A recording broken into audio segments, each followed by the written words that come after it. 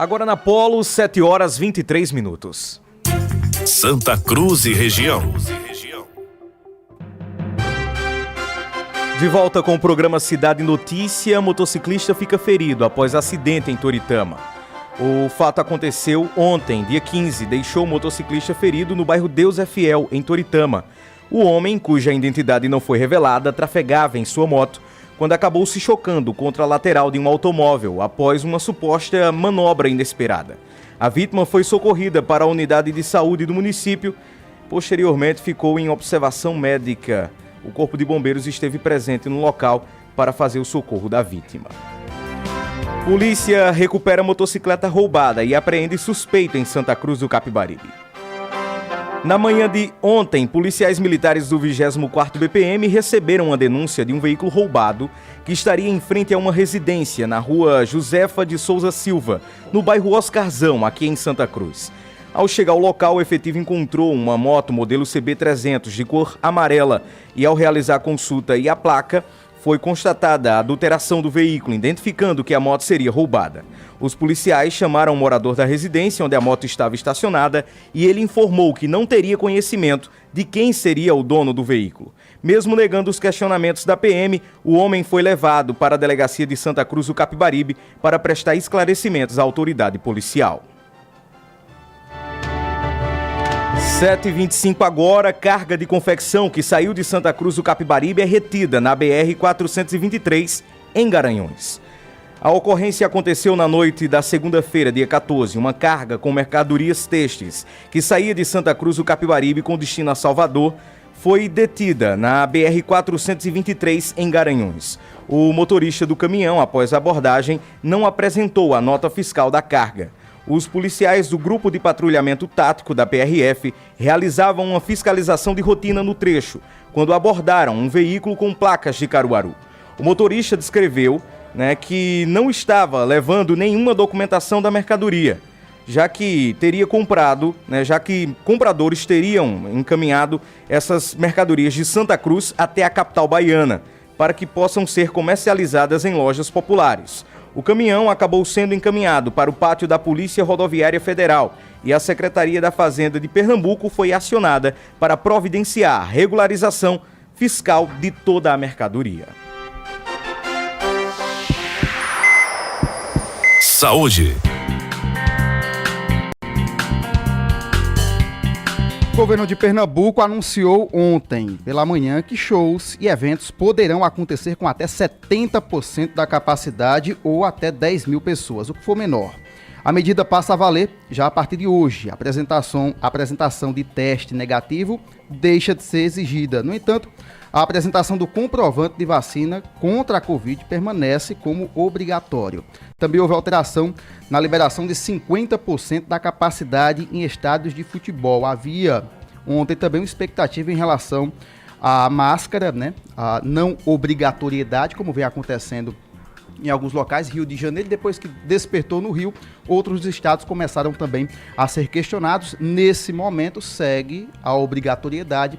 O secretário de Saúde, André Longo, informou ontem que isso deve ser reavaliado novamente no final deste mês. Em Santa Cruz do Capibaribe, ontem a Secretaria de Saúde comunicou que, devido à queda significativa no número de casos e, consequentemente, a procura também por testes, a partir de hoje, a testagem contra a Covid no município será realizada nas unidades básicas de saúde. O centro de testagem na quadra SECAP será desativado, informação encaminhada também na manhã de ontem. 7h27, por aqui já nos estúdios da Rádio Polo, pré-candidato ao governo do estado de Pernambuco, Miguel Coelho. Por aqui também o senador Fernando Bezerra Coelho, pai do Miguel, que é prefeito reeleito em 2020 em Petrolina, se dispõe a disputar, ao menos está nessa pré-campanha, nessa caminhada ao cargo máximo no estado, acompanhado de sua comitiva, dentre eles, bom dia aqui a deputada estadual Alessandra Vieira, também o ex-prefeito Edson Vieira. Fazer o seguinte, a gente vai para um rápido intervalo. Na volta, a gente conversa com o Miguel. Também estaremos ao vivo no Facebook da Rádio Polo e também no YouTube. 7h28, intervalo, a gente volta em instantes. Cidade Notícia. A informação precisa com credibilidade. Tá na Polo, tá com tudo. Rádio Polo. Everaldo Ferragens, um nome forte em ferro. Se você quer comprar aço ou ferro, Everaldo Ferragens é o melhor de toda a região. Venha e traga o seu projeto. A responsabilidade é de Everaldo em toda execução.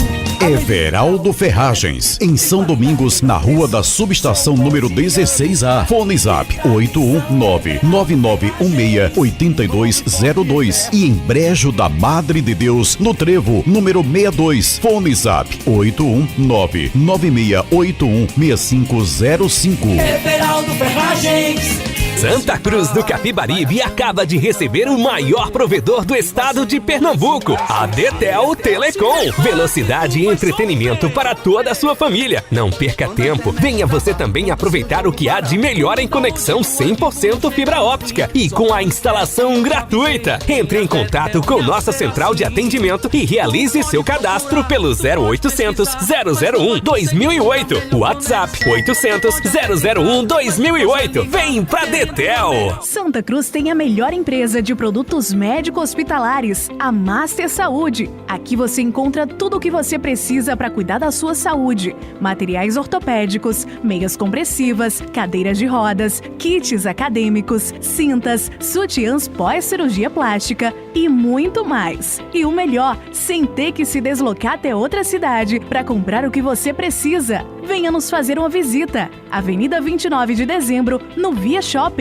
Master Saúde, produtos médico-hospitalares. Tá na Polo, tá com tudo. O seu carro precisa de manutenção? Não esquenta, pois aqui em Santa Cruz você conta com Adolfo Autopeças. Suspensão, freios, faróis, lanternas, para-brisa, borrachas, baterias, pneus, troca de óleo, alinhamento, balanceamento, cambagem e serviços diversos. Adolfo Autopeças em Santa Cruz do Capibaribe. Parcela suas compras e serviços em até 12 vezes nos cartões Visa, Master e Hiper. Telefones 3731-2890 e 99930-0404.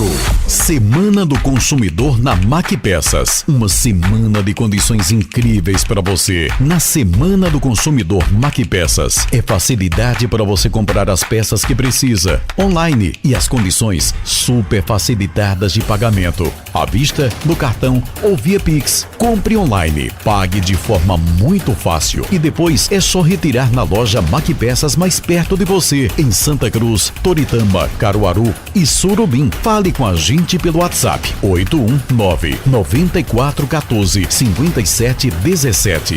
Costa Rica, uma das maiores e mais modernas malharias da América Latina, presente em mais de 22 estados brasileiros, realiza uma mega promoção. Confira: malha fio 30 cardada a partir de R$ 32,99 o quilo. Malha fio 30 penteada a partir de R$ 35,99 o quilo. Malha fio 24 100% algodão a partir de R$ 27,99 o quilo. Costa Rica, quem fabrica, vende muito mais barato. Avenida Prefeito Braz de Lira 730, próxima à Escola Dinâmica, e Rua 13 de Maio 13, próximo ao Bradesco.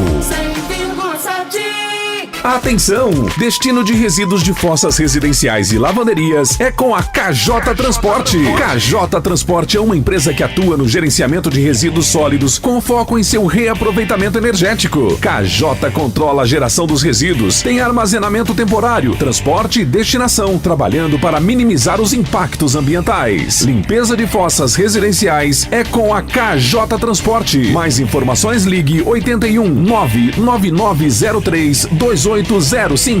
A Centros Diagnósticos oferece ultrassonografia geral, obstétrica e com Doppler, raio-x, digital, densitometria óssea para diagnóstico de osteoporose e mamografia digital, atendendo em Santa Cruz, na Master Vida. Fone 3731-6243 e em Toritama, na Galeria Edgar Torres. Fone 3741-1268. WhatsApp 98194 99402. Oi, gente, eu sou Nara Leandro do aplicativo Venda Mais e quero dar um recadinho especial para você que vende moda em atacado. O nosso aplicativo tem espaço para a sua marca. Fala comigo, 991651717. Acessa aplicativovendamais.com.br. Você, mulher. No mês da mulher, o presente é da Emagrecentro. R$2.000 em procedimentos estéticos para tratar de celulites, estrias ou aquela gordurinha localizada. Gostou? Para concorrer, basta adquirir um dos combos promocionais e depois é só aguardar. Emagrecentro, presenteando a mulher em seu mês mais que especial. Encontre Emagrecentro em Santa Cruz do Capibaribe, vizinho ao Bob's, e em Caruaru, por trás do Shopping Difusora. Siga-nos no Instagram, @Emagrecentro Santa Cruz.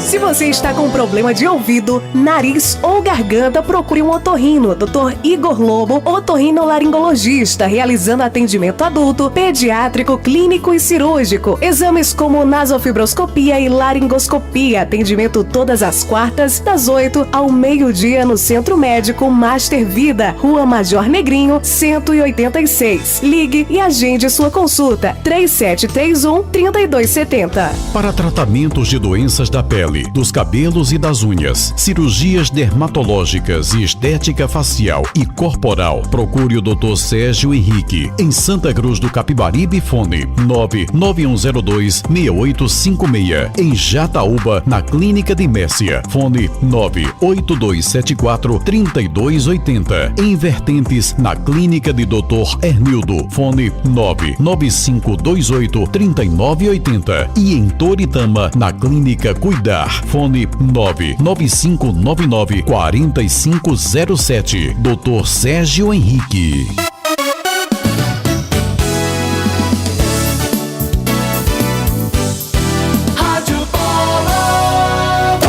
Cidade Notícia. A informação precisa, com credibilidade. Agora na Polo, 7h35. Entrevista. 7h35, de volta com o programa Cidade Notícia, e a gente recebe nos estúdios da Rádio Polo pré-candidato ao governo do estado de Pernambuco, Miguel Coelho. Já cumprimentei a maioria dos políticos aqui, em nome da vereadora Jéssica Cavalcante. Cumprimento também a todos os vereadores que acompanham o pré-candidato. Primeiro, seja bem-vindo à Rádio Polo, seja bem-vindo a Santa Cruz do Capibaribe. Miguel, bom dia. Bom dia, Janielson, Gilson, Anderson aqui, todos que fazem a Rádio Polo. É uma alegria estar com vocês no início desta quarta-feira, para a gente poder falar para todo o Polo de Confecções, para Santa Cruz de uma forma especial, as nossas propostas, as nossas ideias para Pernambuco aqui, para o Polo, como também de como a gente quer resgatar Pernambuco desse atraso e desse marasmo que ele se encontra. E me permita cumprimentar o ex-prefeito Edson Vieira, a deputada Alessandra, os vereadores aqui, Zé Boi, Jéssica, Gilson, o senador Fernando Bezerra, enfim, todos que estão nos acompanhando. Muito bom dia. Lembrar aos nossos ouvintes que estamos também através do Facebook da Rádio Polo e alguns parceiros também, Jataúba News, blog do Bruno Muniz, Facebook do Estação Notícias, Fazenda Nova, enfim, os demais parceiros, muito obrigado a todos.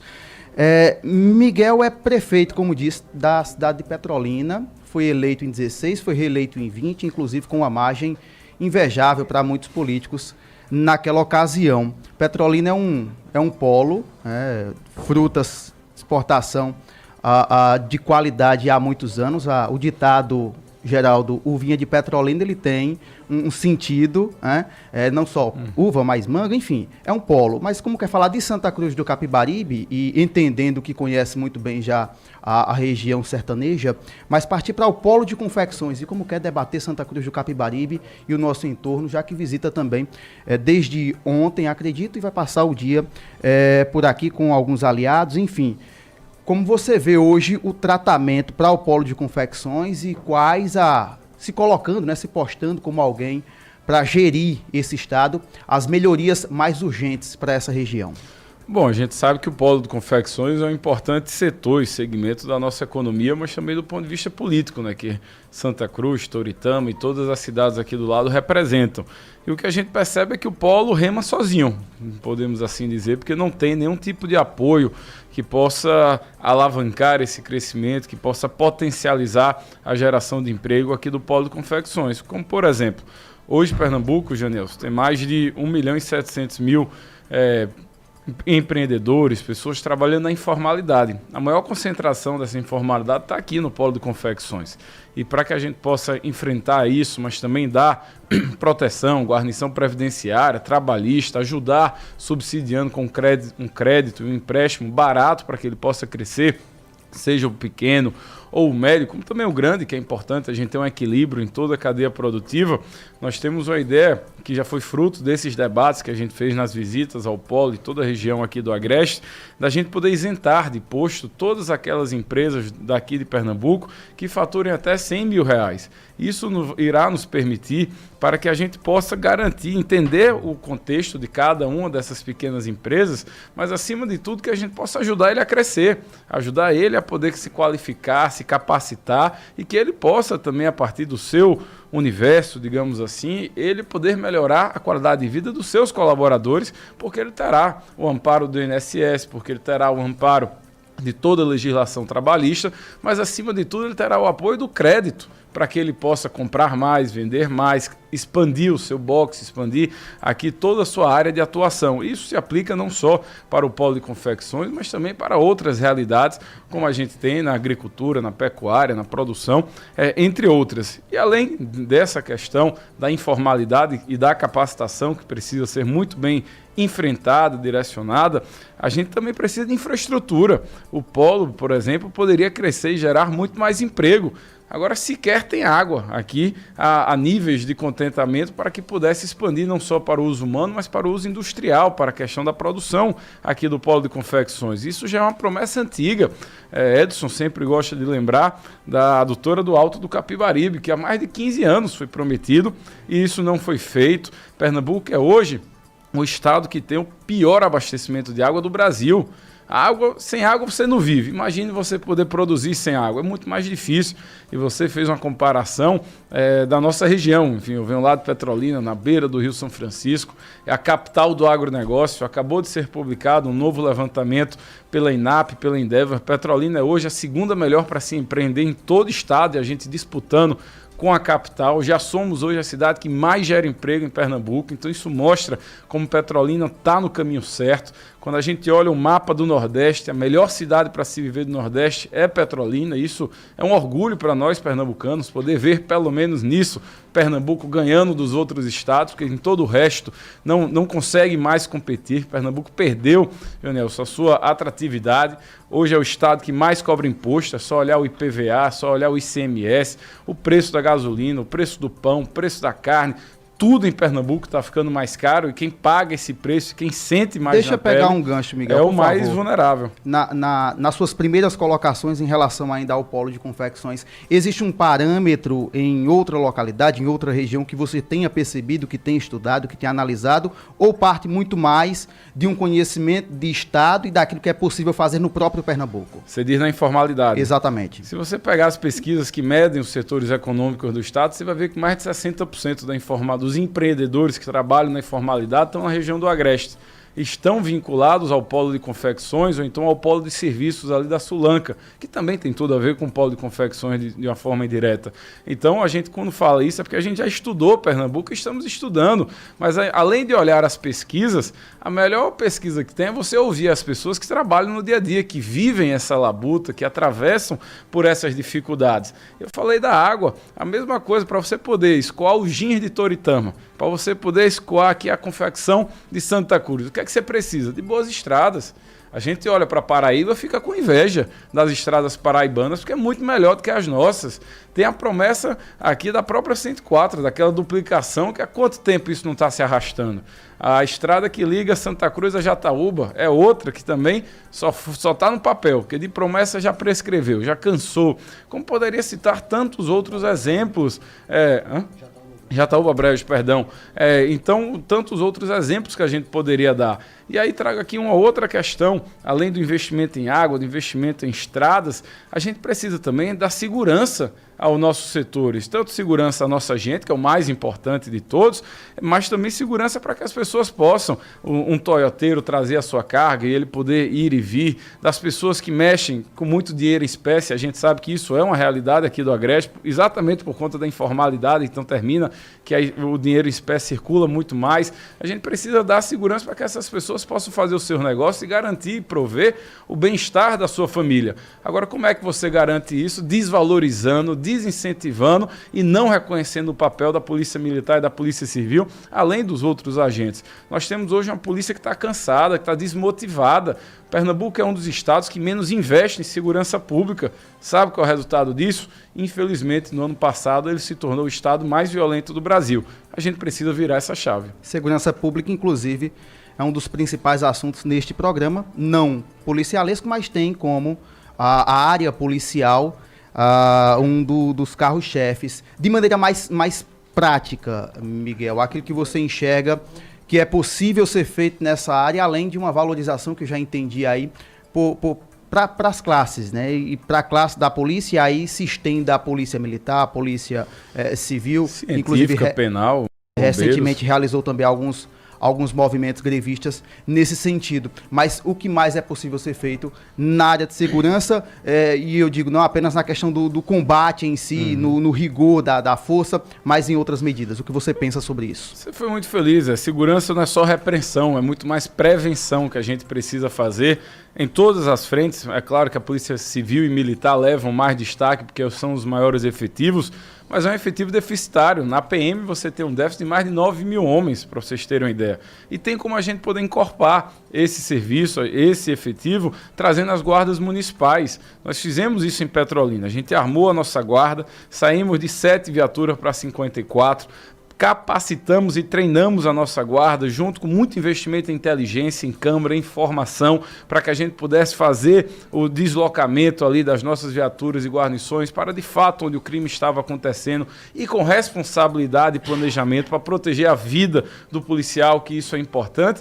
Mas eu acho que o que mais deu certo em Petrolina, tanto que hoje é uma das cidades mais pacíficas do estado de Pernambuco, é porque a gente integrou. Só para lhe dar um dado, hoje as guardas municipais armadas em Pernambuco são mais de 9 mil homens. Se você colocar os 9 mil da guarda em parceria com os 16 mil da PM, a gente quase que dobra, a gente aumenta em 50% o nosso efetivo nas ruas. A mesma coisa, não é para o guarda fazer o papel da PM ou muito menos o da civil. Claro que não, cada um tem o seu escopo, mas é para todo mundo estar trabalhando junto. Segurança, já que vocês tratam desse tema aqui no programa, vocês sabem que segurança é percepção, é sensação, é sentimento da população de que tem a força do Estado do seu lado. Como também não pode jamais ter dúvidas de que lado o Estado está. Se o cidadão que, infelizmente, por qualquer razão que seja, ele optou por cometer um crime, ele já perdeu todos os seus direitos. E tem que ficar muito claro, pelo menos a nossa visão, é que todo o aparato do Estado, é claro, não estou aqui passando a mão em cima de nenhum abuso. Quem cometer abuso tem que ser julgado e penalizado de acordo com a lei.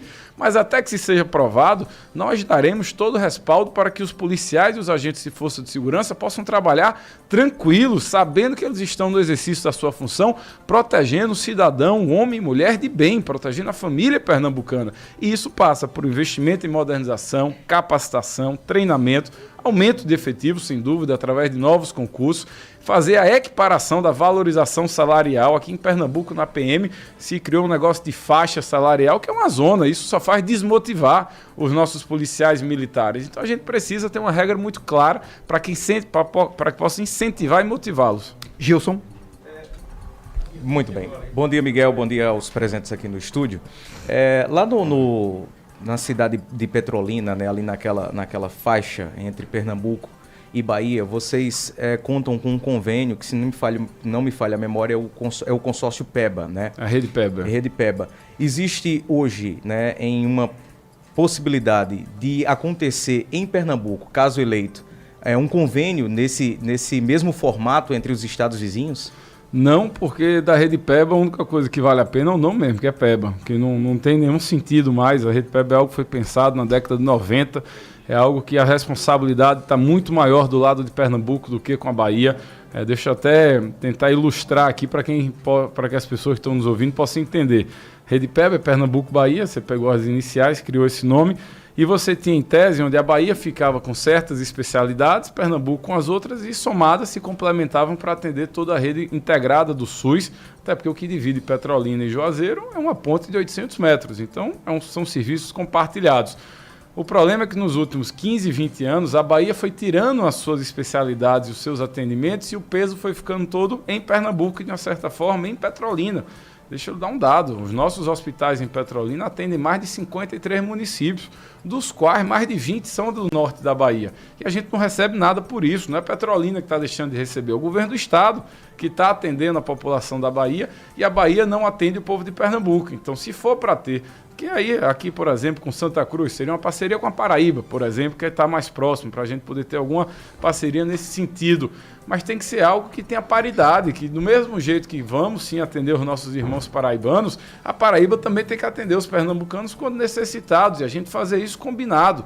Já tem uma máxima que o combinado não sai caro para ninguém. O problema é que lá na nossa região isso não funciona e fica cada vez mais pesado o lado, tanto para a prefeitura, que Petrolina é a cidade polo daquela região, então a gente termina absorvendo muitas demandas que não são apenas do nosso estado e muito menos da nossa cidade, e aí você termina criando desigualdades, infelizmente. Daqui a poucos dias nós vamos ter as definições, né? E vamos começar a ver nas redes de TV, nos rádios, as campanhas publicitárias, políticas, falando sobre os projetos, sobre os planos de governo. Na última entrevista que você concedeu aqui à Rádio Polo, você trouxe uma fala, e eu vou abrir aspas aqui para a fala do pré-candidato a governo do estado, Miguel. Abre aspas: os governadores do Ceará e Bahia são do PT e conseguiram mais recursos juntos ao governo Bolsonaro do que Pernambuco. O problema não é o partido, o problema é o governo do PSB que é preguiçoso, fecha aspas, o Miguel classificando o governo do estado de Pernambuco como preguiçoso.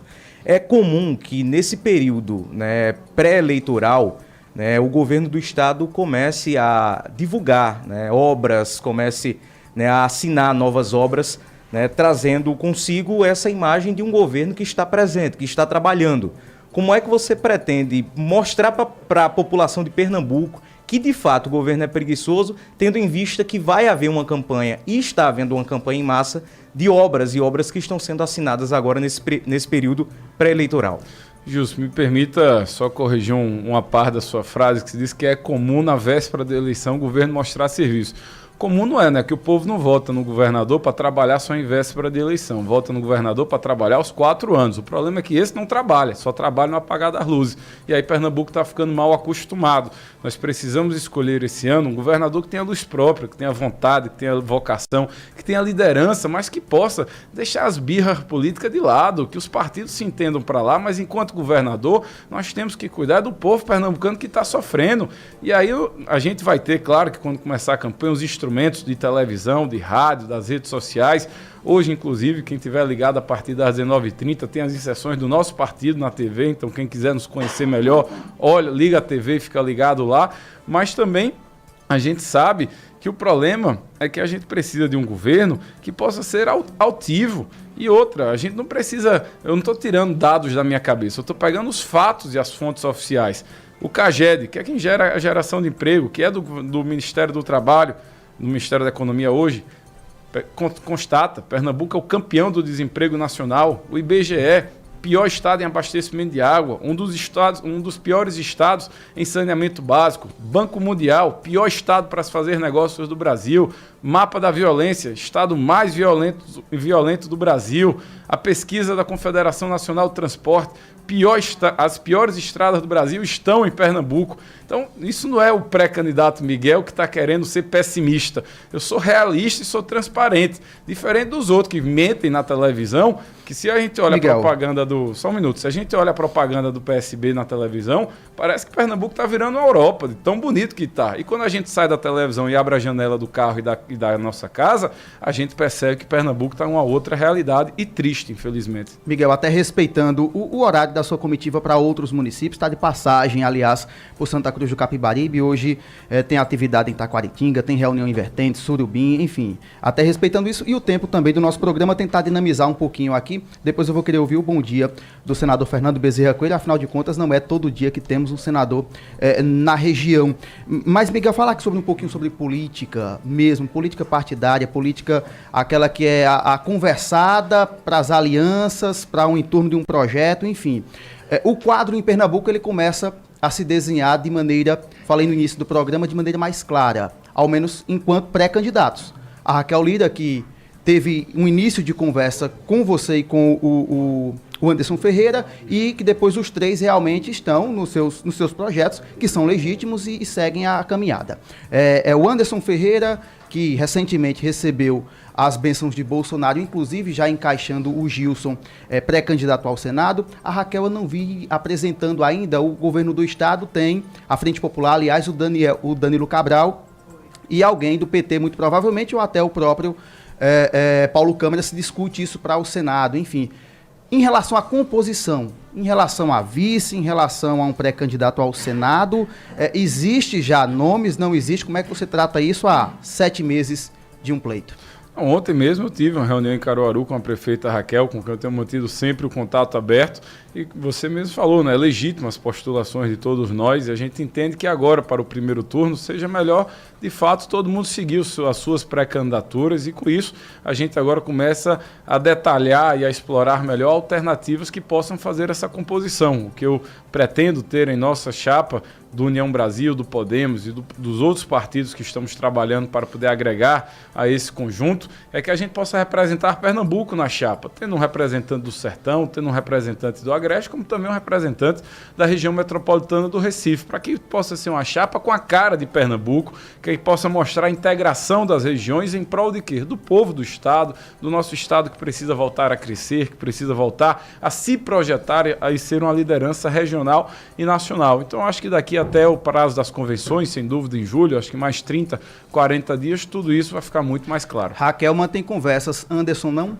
Inclusive ontem, até para acrescentar, acho que também já deve ter chegado até você, críticas, não críticas, mas pontuações que antes não tinha visto ainda do Anderson, que seria mais fácil conduzir, deu a entender, seria mais fácil conduzir Petrolina tendo o pai como líder do governo Bolsonaro no Senado do que o município dele na região metropolitana. Eu não vou responder, enfim, nenhuma crítica, até porque eu não sou candidato para estar fazendo crítica nem birra política com nenhum outro. Agora, todo mundo sabe que eu hoje estou prefeito de Petrolina por ser da cidade, por paixão e por gratidão à cidade que me projetou. Eu não sou prefeito por ocasião, que muda título de eleitor para poder ser prefeito de uma respectiva cidade. Então, quanto a isso, eu estou tranquilo. Vou continuar mantendo uma política de boa vizinhança com todos os pré-candidatos. Eu acho que até contra os adversários o respeito precisa ser cultivado, até porque somos cidadãos, somos pessoas de bem que precisam manter um alto nível, até em respeito ao cidadão que está nos ouvindo, que não quer saber de baixaria, que não quer saber de nenhum dos problemas pessoais de ninguém. O que as pessoas têm interesse em saber são das nossas propostas, de como será o perfil do próximo governador e como esse irá trabalhar para resolver e mitigar os problemas do povo de Pernambuco, que, como a gente já falou aqui na entrevista, são muitos e que precisa de alguém com liderança, com capacidade e que já tenha mostrado na sua gestão como fez e como faz. E é só comparar as cidades e vocês terão uma resposta. Disputa, claro, estadual, mas a questão federal, ela vem a discussão em um momento ou outro, seja, acredito até que em um momento de maior acirramento, né, na disputa eleitoral de fato, mas os nomes dos presidenciáveis, eles vão estar em jogo, até porque cada candidato, imagino eu, que terá na sua, seja no seu material de campanha, seja no seu palanque de fato, um nome que tende a representar o país nas próximas eleições. Como você analisa o quadro atual? Bom, o nosso partido, né, a União Brasil, ele ainda não se manifestou, não tomou uma decisão de qual será o nosso caminho a nível nacional. É óbvio que a gente reconhece todo o trabalho feito pelo ex-presidente Lula em toda a Agreste, em todo Pernambuco, a gente não tem como negar isso, mas também reconhece que o atual governo federal também teve os seus acertos. O Auxílio Brasil aí pagando R$400 por mês a mais de 17 milhões de brasileiros, inclusive zerando a fila do Bolsa Família aqui em Pernambuco, é um retrato disso. O Vale Gás, que está ajudando as famílias a poder ter um apoio nesse momento. O desconto na conta de luz, que também foi iniciativa do governo federal. Então isso mostra os acertos de ambos os lados. O que eu costumo sempre dizer, que eu sou pré-candidato ao governo do estado e cabe a mim tratar dos problemas de Pernambuco. Desconfiem logo, quando tiver um pré-candidato a governo, falando mais do seu candidato a presidente do que dele próprio, porque só mostra o vazio que é. Que isso complique o seu objetivo, ter um candidato que represente realmente o nome de Lula em Pernambuco e ter um candidato que representa o nome de Bolsonaro e você ficar nesse meio, teme que isso lhe prejudique eleitoralmente no estado? Ou acha que isso não vai entrar realmente de fato na eleição? Isso não vai entrar na eleição, e vou lhe dar aqui um exemplo, até para não achar que eu estou querendo ser otimista demais. Em 2006 ganhou um candidato que não era do partido de Lula, foi Eduardo, que era um segundo candidato aqui, que também não tinha um candidato do seu partido a presidente da República. E a gente sabe como a história se decorreu de lá para cá. Então as pessoas que ficam querendo se esconder na sombra das histórias e de biografias de candidatos a presidentes só mostram que não tem biografia própria para lhe credenciar como governador de Pernambuco. Miguel, muito obrigado, eu volto a falar com você. Mas antes, deixa eu receber aqui o bom dia, até em virtude do avançar da hora, e como disse agora há pouco, não é todo dia que temos a presença de um senador da República na região. Fernando Bezerra Coelho, bem-vindo à Rádio Polo, bem-vindo a Santa Cruz do Capibaribe, bom dia. Bom dia, obrigado pela oportunidade. Nós estamos acompanhando o prefeito Miguel Coelho, nosso pré-candidato ao governo de Pernambuco, e também agradecendo aqui o carinho, a amizade, o apoio do ex-prefeito, grande prefeito aqui de Santa Cruz do Capibaribe, Edson Vieira, e da nossa deputada Alessandra. Já estamos nessa caminhada desde ontem, passando por diversos municípios e batendo esse papo que é importante, ouvindo as lideranças comunitárias, as lideranças políticas, as lideranças sindicais, representantes de assentamentos, para ir construindo a proposta e o programa de governo que será debatido no curso da campanha. Fernando, tem um assunto que é um tanto quanto doloroso para Santa Cruz e para a região, e aí castiga o Nordeste como um todo, que o Miguel tocou logo no comecinho da nossa conversa, que é em relação à água. Fernando Bezerra Coelho foi ministro da Integração Nacional no governo Dilma Rousseff e até por conta disso tem propriedade para falar sobre a obra dos sonhos, eu vou colocar aqui, do nordestino, a obra dos sonhos do sertanejo, que é justamente a transposição do Rio São Francisco. Ao longo desses anos, o quanto isso tem avançado de fato, o quanto isso tem melhorado de fato a vida da população ou não, desde quando você foi ministro? Olha, na realidade, eu acho que nós temos que destacar que a obra da transposição chegou à sua conclusão, a conclusão do eixo leste, a conclusão do eixo norte. O eixo leste é o eixo mais importante para a região do Agreste de Pernambuco, porque o eixo leste é de onde nasce o ramal do Agreste. Essa foi uma obra iniciada ainda no governo do presidente Temer e foi concluída agora no governo do presidente Bolsonaro. É uma obra que demandou recursos da ordem de 1 bilhão e 600 milhões de reais. Ela foi executada pelo governo federal. Ela pega a água do Rio São Francisco ali na altura da barragem de Barro Branco, em Sertânia, e traz até a barragem do Ipujuca, lá em Arco Verde, onde inicia a adutora do Agreste. Qual é o problema para os 70 municípios do Agreste de Pernambuco? É que para essa água chegar nos municípios, nas torneiras das casas dos pernambucanos, dessas 70 cidades, é importante construir a chamada adutora do Agreste. Ela tem uma primeira etapa que está sendo concluída, que leva a água a 17 municípios, e tem uma segunda etapa que o governo de Pernambuco precisa viabilizar os recursos, seja através da contratação de financiamento, seja através da celebração de convênios com o governo federal, para que a gente de fato possa assegurar a chamada segurança hídrica para essa região de Pernambuco, que é muito importante para a promoção, como o Miguel aqui destacou, não só para o abastecimento humano, mas também para os fins de produção.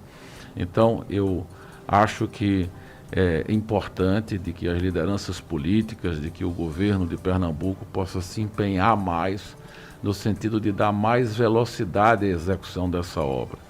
Eu posso dizer que estados como o Ceará, estados como a Bahia, estados até mesmo como Alagoas, têm tido uma performance melhor nos investimentos em recursos hídricos do que o estado de Pernambuco.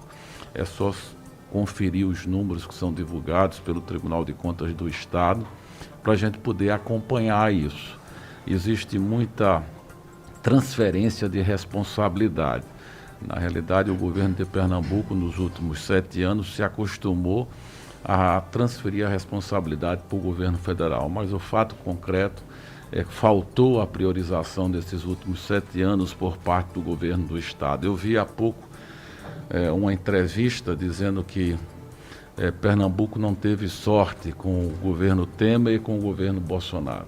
Isso é mais uma empulhação, uma embromação, porque os governos da Bahia e do Ceará são governos liderados pelo Partido dos Trabalhadores. E eles tiveram acesso. Eu vou dar um exemplo. Por exemplo, Salvador conseguiu fazer o seu metrô durante a administração de Temer e Bolsonaro. Importantes obras que foram feitas em parceria, inclusive, com o prefeito da capital, que à época era o Antônio Carlos Magalhães Neto. O Camilo Santana é governador do Ceará e conseguiu tocar obras hídricas muito importantes. Eu destaco uma delas, que é o Cinturão das Águas do Ceará, o chamado CAC. É uma obra muito importante, sobretudo para todo o semiárido cearense.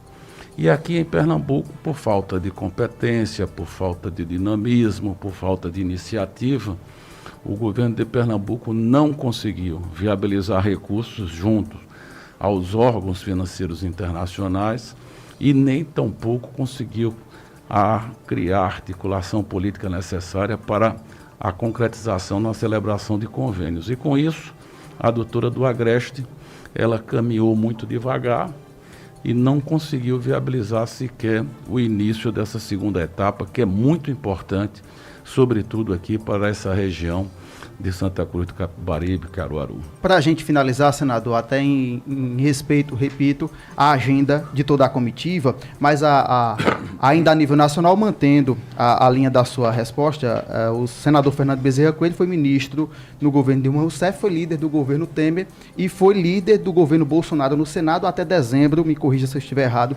do ano passado. Diante do que colocou aí em ao menos 2 aspectos, né, caminhando mais ainda para a questão hídrica, mas de maneira geral, e conhecendo e com propriedade para falar, já que presenciou, vivenciou e esteve não só acompanhando, mas nesses governos.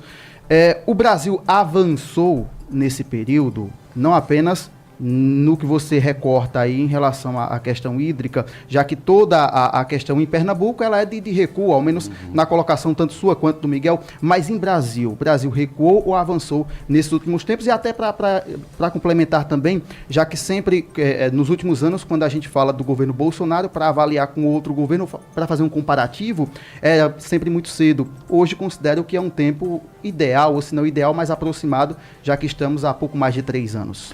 Na realidade, se você der uma olhada do que ocorreu de 2011 até o ano passado, são quase 10, 11 anos, você percebe que foi uma década de baixo crescimento no Brasil.